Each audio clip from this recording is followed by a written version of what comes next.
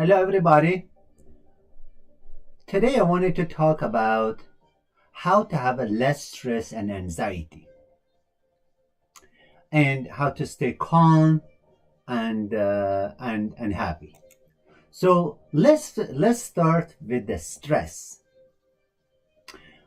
What you call stress is the outcome of our interaction with the demands of the environment and us. What does it mean? Means you are when we call it stress is the things causing us stress is we call it stressor, and how we respond to it we call it stress response. And this interaction between us and between the environment is called stress. Stress is part of the life, and everything that we feel like is more demanding than we feel, it causes us stress. Stress could be acute or chronic stress. What acute stress is? Acute stress like having a test, moving somewhere. This is acute stress. After that event went away, the body will come back to normal. The stress can be psychological or physical. What does it mean? You have a trauma or something happened in your life. Chronic stress is the things it takes long, weeks and months going on, like a problem in life, strange marriage. So these are causing chronic stress. So the response when the stress comes, let's say you say you wanted to go home, and suddenly there is a traffic, and so that traffic is a stressor, and the event between you and that traffic is a stress. Now, how you respond to it, they call it stress response, or they call it fight and flight response. It has a psychological part and physiological part and physical part. It means you become upset, you become worried, and at the same time your blood pressure goes up, your heart rate goes up, because it is a part affect we call it sympathetic system, and the heart rate and blood pressure goes up. Our control in a stress is the how we respond to stress. So when the stress comes, what will happen in the body? When it happens is the sensory information goes to the brain, and the brain produce, we call it cortisol, and also it goes to the adrenal gland, and it produce cortisol and also adrenaline. This is the two hormones will produce in the body, and then they have an effect over heart rate, over the blood pressure. Usually the system that we call activated, we call it autonomic system, is sympathetic system. Blood pressure and heart rate goes up. This is automatic. This is that happen to everybody. That's a fight and flight response. So the both acute and chronic response stress will affect the body, but mainly more is a chronic response, chronic stress. So sometimes some of the stress are acute, but because of our memory and because of the things happening to us, it become chronic. Like if somebody has a divorce.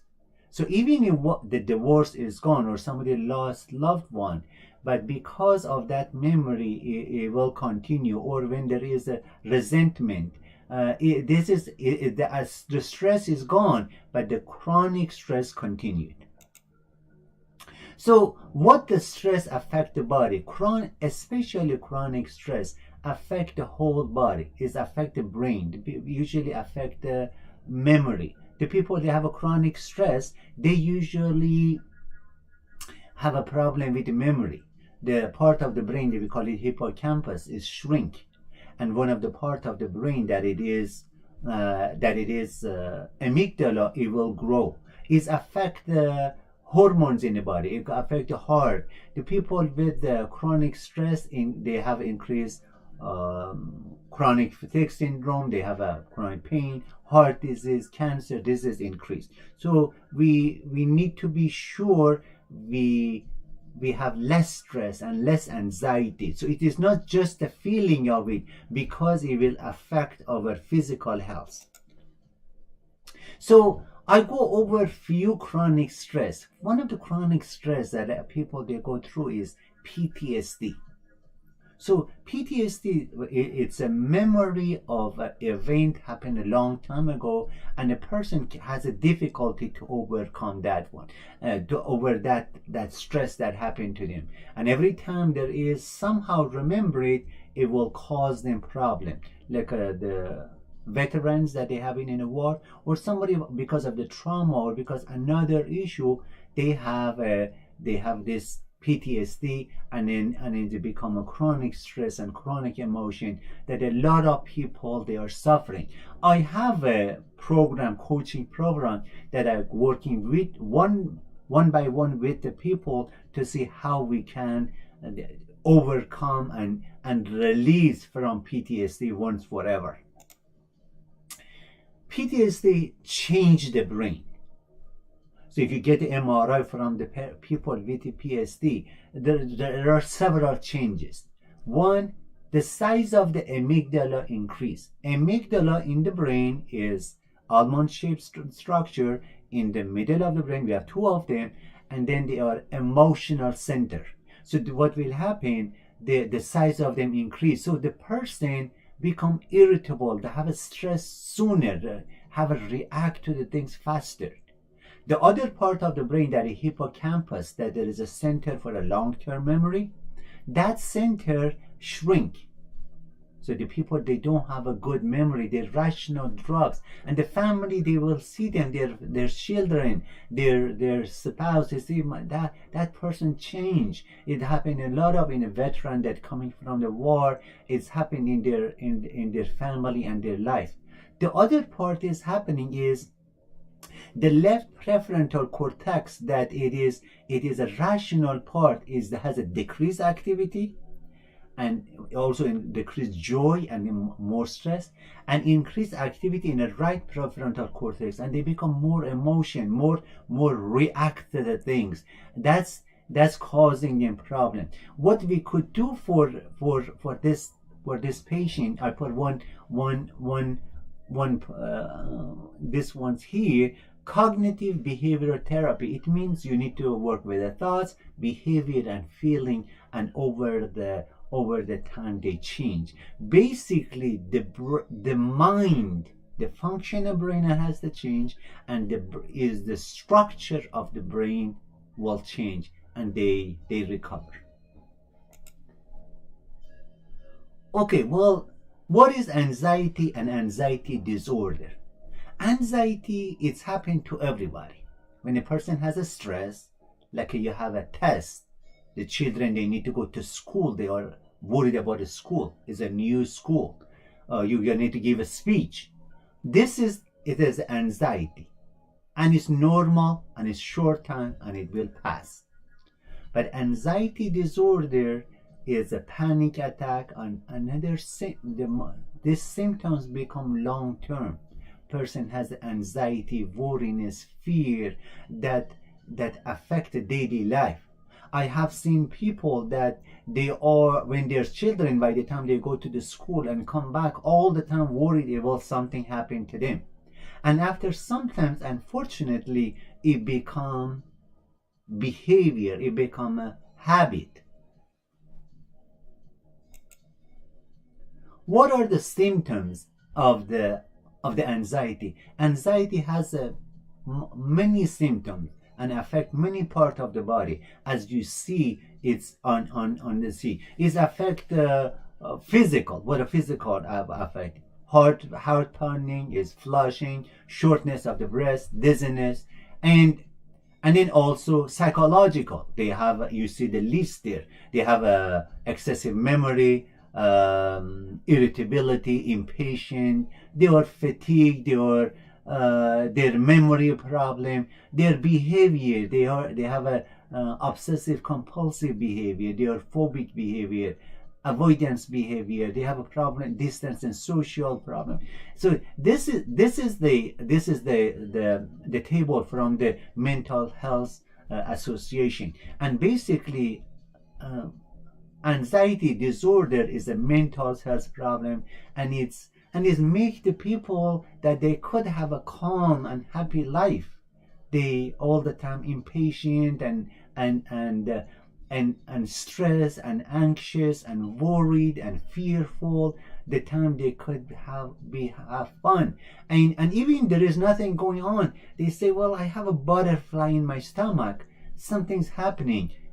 Because it's habit, the brain it become habitual.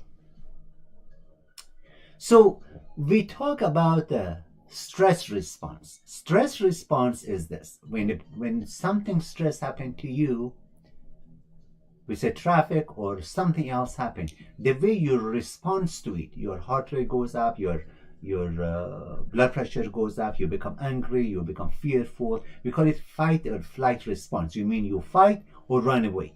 That's a stress response. Now, Dr. Benson, when studying people under meditation, notice when they have a meditation, their blood pressure and heart rate is dropped. Basically, the relaxation response is opposite to stress response. Stress response, the heart rate, the blood pressure goes up, the mind become agitated. In relaxation response, mind become calm, and the blood pressure comes down, and the person become relaxed. So our control in stress in is two areas. One is how we respond with the stress, that I'm going to discuss a little more, and do the things that we can do cause relaxation response or elicit relaxation response. So what could we do activate the relaxation response? You see the list here: meditation, mindfulness, visit nature, physical activities such as walking, deep breathing, relaxation techniques such as yoga, stretching, listen to your favorite music and calm, visit or call people that enjoy connecting with, visit spiritually places, go to a place to calm you down. The reason I read it for you first, all of them, they have to do with the mind. You see, when I discovered this recently, or it took me a long time to discover, because I'm a neurosurgeon and study neuroscience, and everything is come from a science and a brain. But when I find out that there is two worlds, there is physical world and there is a mental world, or there is a mind, there is a thinking. All these activities is your work on the mind, you work on a thought, you have to go inside. Mental world is a different from physical world. You see, our life is a sensory world. We're all brain is response to the sensory. I'm talking to you, later on you become hungry, somebody else is talking. This is a sensory level. But if you wanted to go to the inner world, your inner man, inner woman, you have to go to inside. That's most of this one. You go like a meditation, you go somewhere alone. You close your eyes, and then because you wanted to shut off the outside world, you shut it down because you don't want stress, and you go inside and you start meditating. When you meditate, you don't think about anything. There are different techniques that you can learn, but I don't want to teach meditation here. But one of the things that elicit relaxation response, it means your mind become calmer, body become calmer, your heart rate drops, your blood pressure drops, you feel better. The healing process takes place in a relaxation state. Remember, mindfulness. What is mindfulness? Mindfulness is being present at a moment and be aware of yourself and your surrounding without being overwhelmed, overreacting. You see, most of the people, they are in the future or they are in the past. They are worried in the future or they are regretful on the past. That's not mindfulness, that's forgetfulness. So we don't want, we want it to be present in the moment. Present in the moment, it means you are here. You're just dealing with that. And then you are surrounding to you're calm. You feel like you are under control. That's the mindfulness is. Visit nature, go to nature. Go under the tree, go to the park, go to the ocean, whatever you could do. Nature is peaceful. It's slow. It doesn't have a speed, so it brings you calm. And then when you go to nature, please do not argue with yourself or others about what a problem is. Your goal is to calm down. You go there and you relax. You don't take your cell phone with you. You just be there. You watch the wave. You feel the air on your face. You feel the wind on your face. You hear, you see the things. You need to be present in the moment because your flow of thoughts needs to change. You see, mind is a flow of the thoughts. And then is because of the electrical activity between the nerve cells. But when we are thinking about something, we are involved in something, the brain doesn't let that goes. So for the letting go, you need to go completely different environment and don't take the stuff with you. And in the other physical activity, mindful walking, the same things. When you go for a walk and you want it to calm down, do not talk on a cell phone with your whoever you are fighting with or argue with yourself. Instead say, I am calm. I want to be peaceful. I choose peace. You decide. You see, you decide at nature you want to be calm. You say it in a mental world. You do at those, you see, your inner man, your inner woman, your mental world, your I, your inside does not have any reason to be calm. You just decide I want it to be calm. Maybe everything is going bad outside. But you go inside, you say, I am calm. I choose to be calm. And you choose your calm. That's it. Deep breathing. What the deep breathing does, you fall, especially those. If you're watching, why don't you do it? Why don't you do it like a count to 4 deep breathing and count to 4. Inhale, count to 4, and exhale, count to 4. You wanted to do it and focus on your breathing, because when you focus on your breathing, you think about your breathing, so you have to disrupt those other minds. When you are at home and arguing with your spouse or your children or those things, everything, you, as soon as you become angry, the best things you could do, leave it, go to nature, have a deep breathing, go for a walk. The other relaxation techniques are like a yoga, stretching. They elicit relaxation response. It means to calm the body, calm the mind. Listen to music, good music. Watch the movie that you don't make you agitated, don't make you stressed. Watch old good movies. Sometimes call old people, the people you love, the people they make you calm, the people you want your come out of that stress. If you go to mosque, church, synagogue, whatever the places is that you calm you down, you need to go. You see, we need to stop the acute stress, because at some moment it may cause problem and we make a decision and do the things we regret the rest of our life. So especially in difficult time, go. And then when you did these things, then you can solve your problem, whatever you need to do. But you need to calm your mind. You see, this is the functional MRI of the brain. This is, we call it coronal view. You're looking through the brain. It's cut through the brain. The gray one is the brain. This is the top. This is the bottom. This is right. This is left. These are is showing the activity in the brain.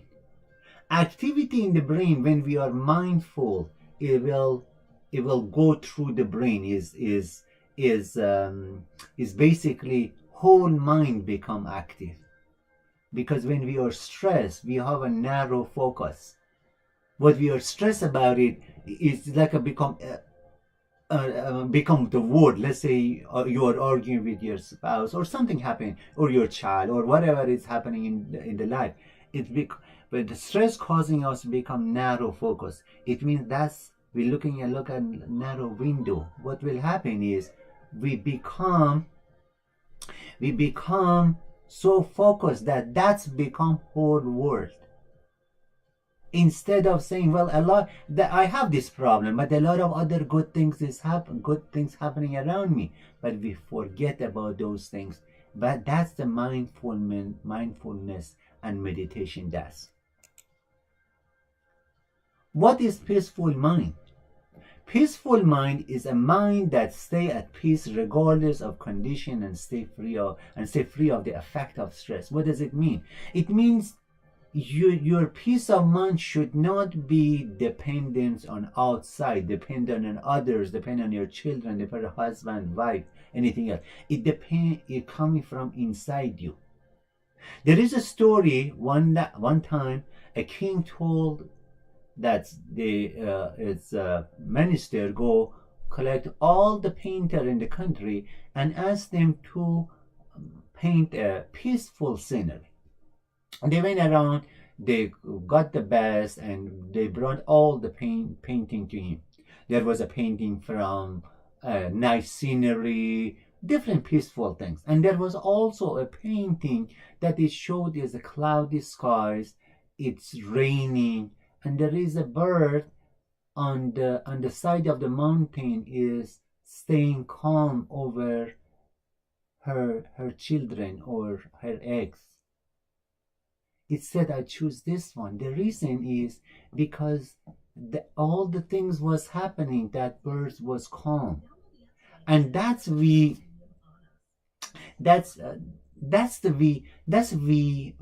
need to do. It means your peace needs to come from inner world, your mind.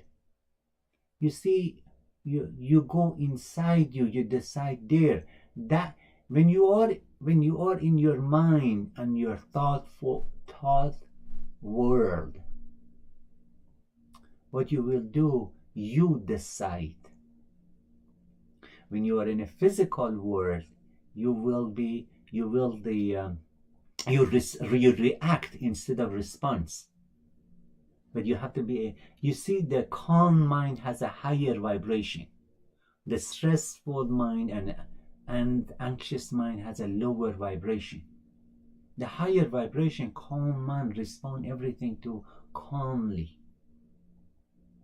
They are saying the great people, the lords like a Jesus or Buddha or other people, when they would come to a village, the whole village feel different. Or they say when a peaceful person come to a place, doesn't need to say any word. His vibration, his or her vibration affect others and they become calm. So my point is here is you need to say I am calm. You don't need any reason. Whatever is around you is happening. You say I am calm. I am peaceful. I choose peace rather than this. This is coming from Wayne Dyer that I loved him. I choose peace. I want to be happy than be right. I choose peace rather than this. Peaceful thoughts. This is from the great philosopher William James. This is one of my favorite philosophers and psychologists. He's the father of the psychology in the United States. The greatest weapons against stress is our ability to choose one thought over another. It means when you are stressful, your thoughts causing you become stressful. The other person, the other people, the environment, country, whoever, what they do, but eventually it comes your thought. You can change your thoughts and then become peaceful. You see, the very important things for being peaceful and calm is for forgiveness. This is from Dalai Lama. When we feel love and kindness toward others, it not only makes others feel loved and cared for, but it helps us also to develop inner happiness and peace. You see, you do not want let the past define your future. You do not want your history become your destiny. You wanted to forgive for yourself, not for others. Forgive, forgive, forgive, forgive. That's very important. You have done, forgive yourself and others. When you wake up in the morning, it's a new beginning, as Buddha says. Every day is a new beginning. You start a new day. It has to be fresh. It doesn't matter the day before, what happened, what you did, what the other did. You say, I am this today. I am calm. I am peaceful. You let go of the past. Whatever mistake you did, if you regret past, if you blame yourself or others, it brings that, you infect your day. Like you bring the old things, let's say a new house is a new home, and you have old furniture that you don't like them, and then bring them to this new house. Resentment. You cannot be peaceful, and if you're resentful or you're judgmental toward others. I'm sorry to say that there is no way. You have to forgive. You have to don't judge. And scientifically, when you judge others, when you blame others, you say bad things about others, your subconscious mind is impersonal. Your subconscious mind is thinking it's you. And you want those. And then you start doing, is present these things in you. If you want love, you attract love to yourself. You have to be loving. You have to give love. Inside you needs to be love before you can get love. It's not a way. There is not other way around. You have to give to be able to get. And for giving, you need to be that. You attract to yourself what you are, not what you want. What you are means, then what happened in the past, you can say right now, I'm calm. If you are calm, I am happy, I am love. So resentment and forgiveness needs to go. So now we thought how you can calm your mind. Now there are some of the things in our life causing stress. So after you take care of your mind, then you need to come to sit down and solve those stressful situations. Get rid of those stressors. What does it mean? Is, let's say you are having problem with your spouse at home, at a relationship. So after you calm down, you need to sit down and say, okay, what will happen? Are we not communicating properly? What we need to do? Or financial problem. Okay, so we have a financial problem. So then you need to say, okay, do I have to work hard? Do I need to change job? Do I need to save money? What could I do? So those are, our happiness come from our thoughts and actions. So we need to, if you go fix the mind, you see, the game of life is happening in the playground of mind. If you fix here, your whole life will fix. This is Carl Jung. Because nerve that fires together wires together. The ability to skillfully direct one's attention is a fundamental way to shape one's brain and life over time. What does it mean? You see, you need to take your attention and put your attention to the positive things, to the good things. That's the way you can change your brain. You see, the anxious person brain, especially if they have been in the long term, it has some changes that needs to change. And the way they can change it, they can change it with their mind. That's he is saying. That's Carl Jung. Carl Jung is one of the psychologists. He was with Freud, and then he went with his own. So this is very important, that over the time you need to change. You see, some of the things, it takes time, and you need to work on it over the time, and you say, and then it goes to your mind and your subconscious mind. Everything initially you wanted is your conscious mind, right? My thoughts are my conscious mind when I'm talking to you right now. But what is my memory, my habits, all those things, they are subconscious mind. And then that's, if you wanted to change that one, that takes some time. This is again William James.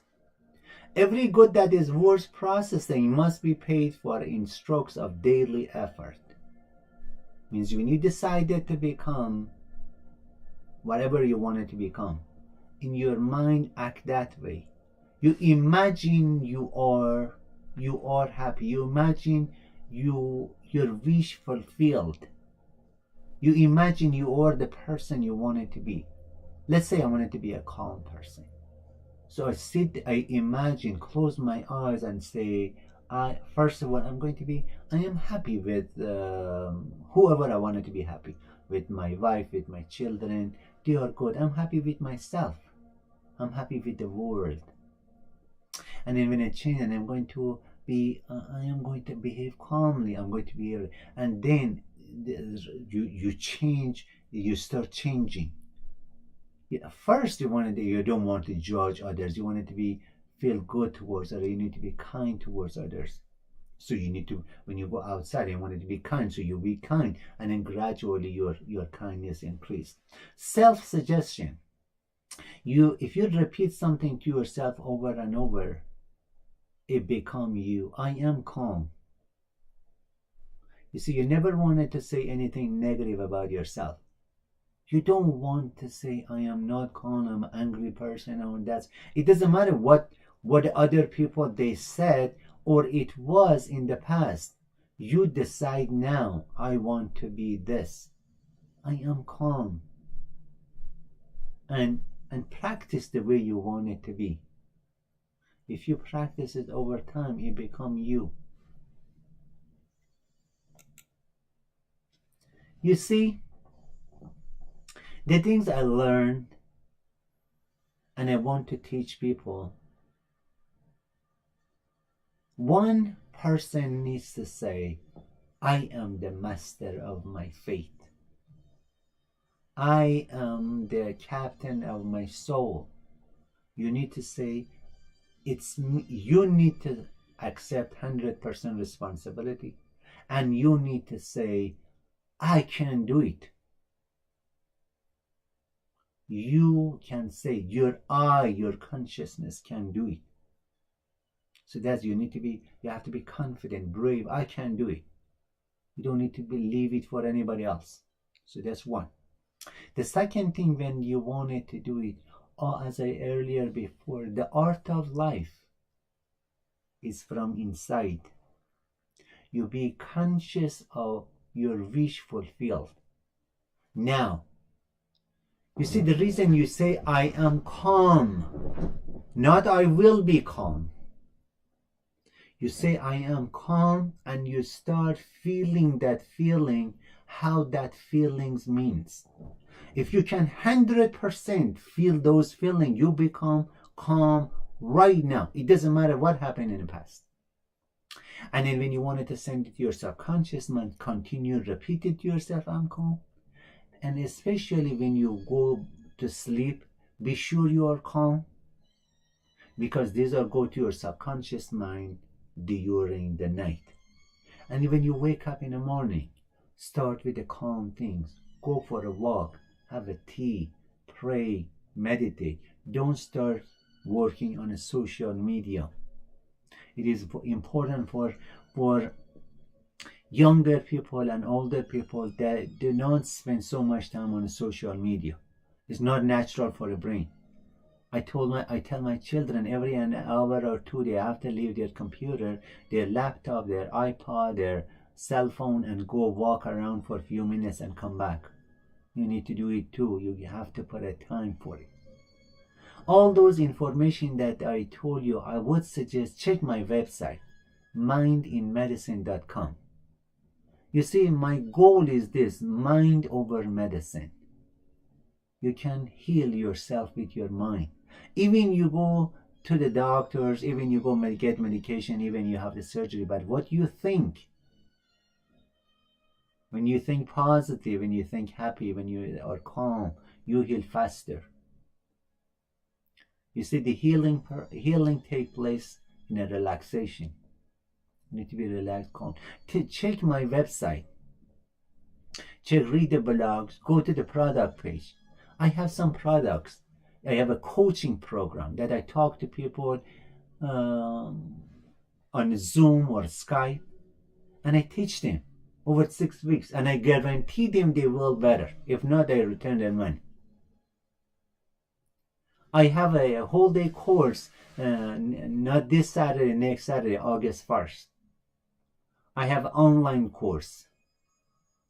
My books, Mind Medicine and workbook, all of them 25% off.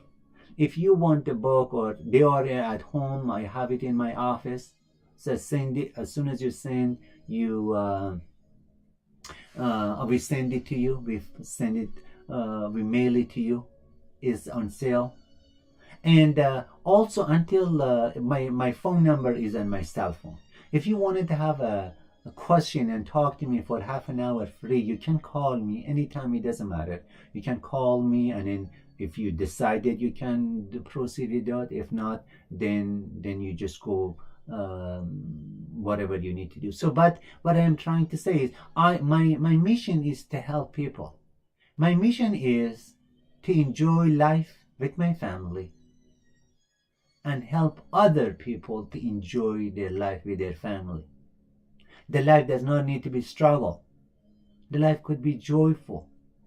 And that's the secret the secret of mystics and prophets, and it's the mind. You need to start from here. A lot of people, they go fix outside, fix other people. Those are temporary. It never works. That's a lot of problems that are in the world. That's a lot of stressed people, depressed people, suicide, and all these things going on.